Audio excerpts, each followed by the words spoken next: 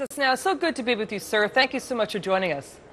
Thank you. Good to be with you. A lot of debate that if these tax cuts go away, the economy will contract. In fact, White House economic advisor Christina Romer wrote a paper a couple years ago saying that tax hikes do cause a contraction in the economy, especially during a downturn. What do you make of that? Well, we have very tough choices to make. I mean, these are not easy times. We would like to have tax cuts. We would like to have more spending. We would like to have all these things, but they don't work.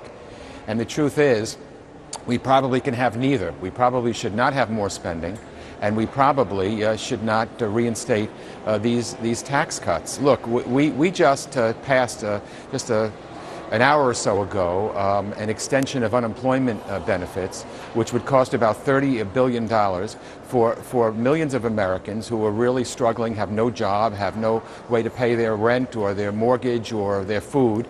And my Republican friends said that we shouldn't do it unless it's fully paid for. But at the same time, they want to reinstate the Bush tax cuts for the wealthiest people in the country, which would cost over $600 billion and not pay for it.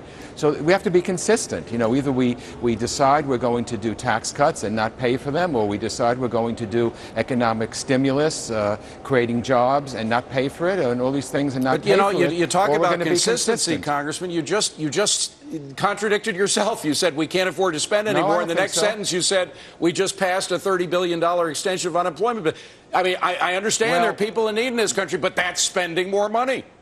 No, I'm saying that we have to make choices in these tough times. And quite frankly, I think the wealthiest individuals in our country who are doing quite well don't need the help as much as the people who have lost their unemployment benefits because Republicans wouldn't vote the $30 billion. I'm glad we had the votes to reinstate it. But, you really just can't have it both ways. I want to help the people who really need the help right now. And frankly, I think while tax cuts for the wealthy would be nice, we can't afford it right now. All right. Well, Bush tax cuts, according to Joint Tax Committee and IRS data, shows that they brought in over $450 billion over a 4-year period, 2003 to 2007, according to the Wall Street Journal. But what I want to ask you is this. This is important. President Obama is signing new legislation to cut erroneous government payments. You saw this, right, by $50 billion for 2012. Now, is this what happens when the government gets too big? No, I think what's happening is not a matter of government too big or too small. I think it's a matter of every now and then you've got to look and you've got to change some things. Look, we talk about taxes. I represent an area, New York City and the suburbs.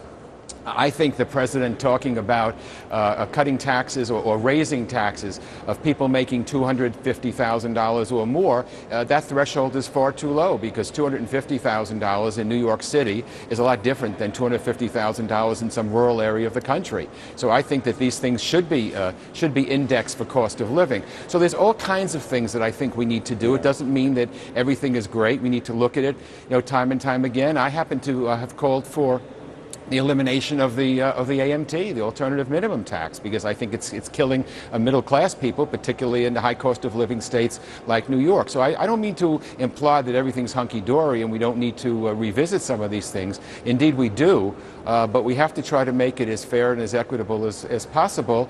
And I think that we need to try to help those that need the most help. All right, and cut government, Congressman, because that's one thing the American people clearly agree on. Government is too big. It's that simple. I'm afraid we've got to leave it at that. Congressman Elliot Engel, great to see you. Thank you for coming in. Please come back.